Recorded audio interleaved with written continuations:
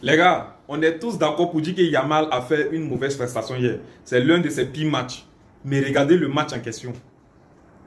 Regardez un peu le match en question. Et puis lorsque je m'en vais sur les applications de football, je m'en vais voir la note de Yamal. 7, 7.2, 7.4. Il me dit, normalement je m'attendais à un 5, à un 4. Mais Yamal c'est quelque chose. C'est dit son mauvais match, il a 7 points, gamin de 17 ans, incroyable. Lorsqu'on voit ces images-là, bien sûr on a envie d'être un peu triste pour Yamal. Ça fait mal. Mais les gars, moi je regarde pas ça.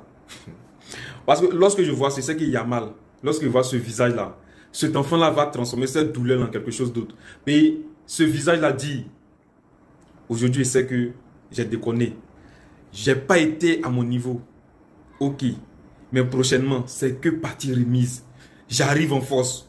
Je vais arriver en flèche. Parce que là, ça fait la deuxième déception comme ça. Et c'est bon pour un enfant de 17 ans.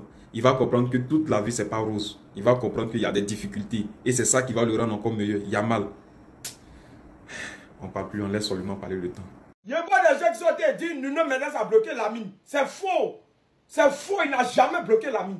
Si lui vient 1 contre 1, la mine le détruit.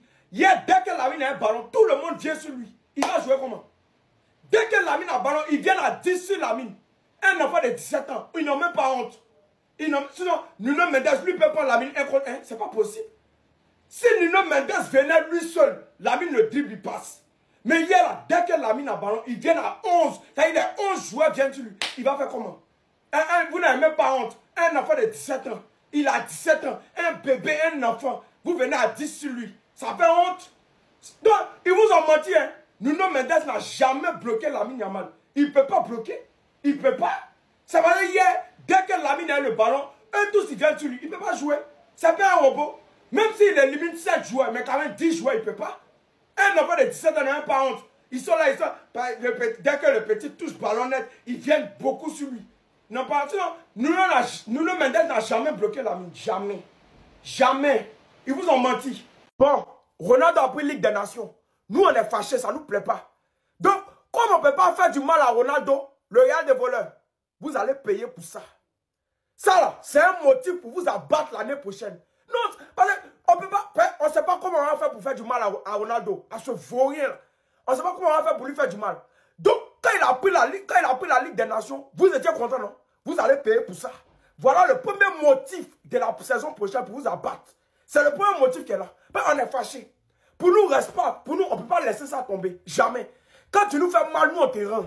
Donc, comme on ne peut pas faire du mal à ce vaurien de Ronaldo, le Real des voleurs, vous allez payer pour ça. C'est déjà clair. Donc, apprêtez-vous. Voici un premier motif pour vous abattre l'année prochaine. Actuellement, on est en train de chercher les motifs pour vous faire du mal. Déjà, on va vous faire du mal. Mais on est en train de chercher pour voir si, voilà, les petits trucs pour vous abattre encore. Donc, Ronaldo a pris la Ligue des Nations. Nous, ça nous énerve. Comme lui, on ne peut pas lui faire du mal. Le Real des voleurs, vous allez payer pour ça. C'est tout. C'est tout ce qu'il voulait dire. Il ne veut pas trop parler. Vous allez payer pour ça.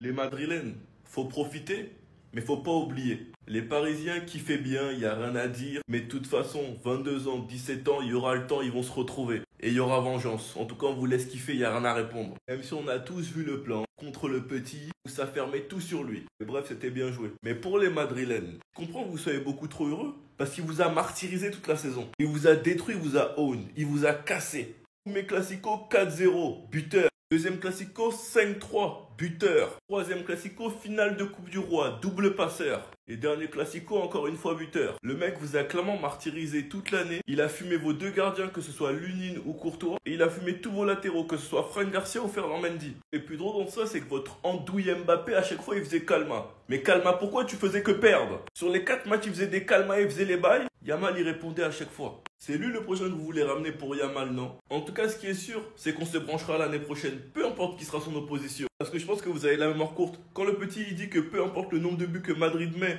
le Barça va quand même gagner, car cette saison, ils sont meilleurs qu'eux, et que l'année prochaine, ça va récidiver. On va faire plein de vidéos pour vous vanner. Je veux pas entendre d'excuses. Sinon, vous les gars, vous en pensez quoi? Enfin, même sur cette impatience, on est. Donc ça fait 24 heures que tout le monde s'en prend à Lamine Yamal parce qu'il a perdu un match de football et qu'il a un peu provoqué en avant-match. Mais vous êtes des grands malades. Les gens sont des malades. Il y a un type de 17 ans qui est passé pour la première fois depuis je sais pas combien de temps à côté d'un gros match et tout le monde lui tombe dessus. Allez, on le fracasse. En plus, c'est pas des critiques constructives, sportives, etc. C'est vraiment s'en prendre à lui pour s'en prendre à lui. Je trouve ça d'un ridicule, mais d'un ridicule. Même Cristiano, il vous l'a dit, pourquoi vous prenez à lui? Laissez-le vivre, laissez-le tranquille, laissez le gamin de côté. Mais non, tout le monde lui tombe dessus parce que il est tellement fort que les gens, ils ont attendu toute la saison qu'il fasse un mauvais match et c'est tombé hier. Du coup, ils se sont régalés. Ah, enfin, il est nul parce qu'il y a une telle hate. Je sais pas d'où elle sort, comment tu peux détester ce mec-là. Alors, on me parle des provocations. Excusez-moi, mais vous voulez quoi? Vous voulez un football aseptisé où personne provoque, personne parle, etc. Le mec, il met du piment dans ce sport, il rajoute une touche à ce sport et vous aimez pas. Par contre, vos joueurs préférés, s'ils le font, vous kiffez. Non, vous êtes ridicule. C'est ridicule. Vraiment s'en prendre à lui.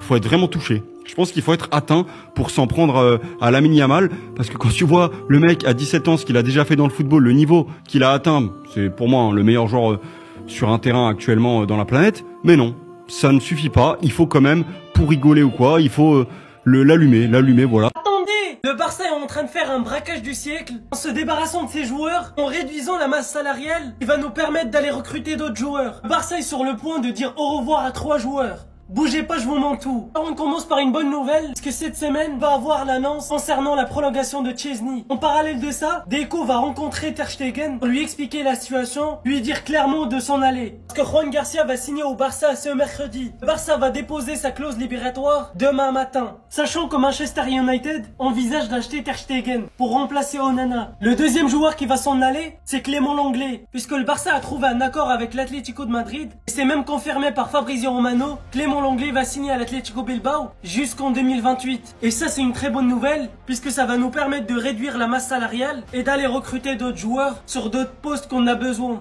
Sur le point de Ter Stegen, je sais pas quoi dire. Est-ce qu'on doit lui accorder une nouvelle chance ou pas? Sachant que pendant ses 2 derniers matchs avec l'équipe allemande, il a montré qu'il revient petit à petit à son niveau. Dites-moi ce que vous en pensez sur ce sujet. L'étiquette, je vais bientôt l'enlever.